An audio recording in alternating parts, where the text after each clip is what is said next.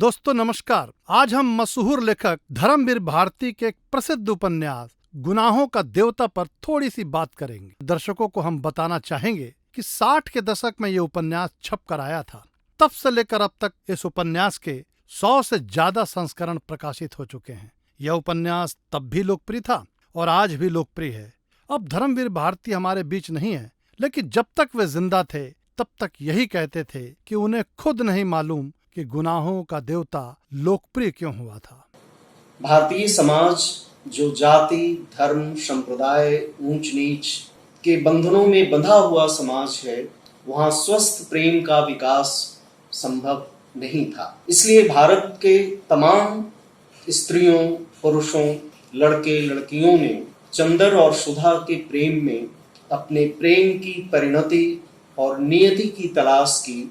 इसलिए उन लोगों ने इस उपन्यास को ज्यादा पसंद किया, खासकर लड़कियों ने, क्योंकि समाज में लड़कियों पर सबसे ज्यादा बंधन होते हैं। इसलिए वहां उस प्रेम का आदर्शीकरण सबसे ज्यादा होता है। धर्मवीर भारती के दूसरे उपन्यास सूरज का सातवां घोड़ा ज्यादा बेहतर उपन्यास है, लेकिन इस उपन्यास को लोगों ने ज्यादा पसंद किया।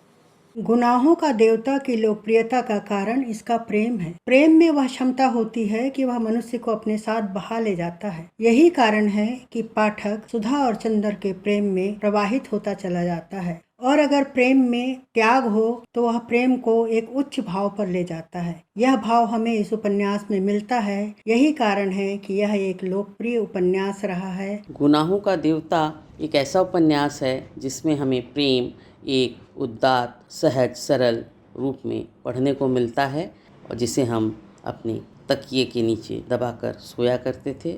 यह उपन्यास प्रेम करने की तमीज़ सिखाता है और संग में प्रेम और वासना के अंतर को भी सूक्ष्म रूप से गढ़ता है। दरअसल गुनाहों का देवता शुद्ध किस्म की प्रेम कहानी है। कहानी में इतना जबरदस्त आदर्शवाद है कि उसकी कल्पना हम एकता कपूर के युग में कर ही नहीं सकते हैं। यहाँ एकता कपूर का जिक्र हम इसलिए कर रहे हैं क्योंकि एकता कपूर ही वो महान महिला है जिसने अपने हर सीरियल में पूरे चमक दमक के साथ यह बताया है कि प्रेम को हासिल करने के लिए साजिश कैसे रची जाती है। जरूरत ना भी हो तब भी तुलसी के पौधे की आड़ लेकर गोली कैसे चलाई जा सकती है। दोस्तों, धर्मवीर भारती के इस उपन्यास को लेकर एक था चंदर, एक थी सुधा नाम की एक फिल्म बनने वाली थी जो नहीं बन पाई। फिल्म में अमिताभ बच्चन और जया बादुड़ी के काम करने की खबर थी, लेकिन यह खबर महज खबर बनकर ही रह गई। वर्ष 1967 में देवी शर्मा नाम के एक निर्देशक ने जितेंद्र और राजश्री को लेकर गुनाहों का देवता नाम की एक फिल्म बनाई थी, लेकिन इस फिल्म का धर्मवीर भारती के उपन्यास से कोई लेना देना नहीं था।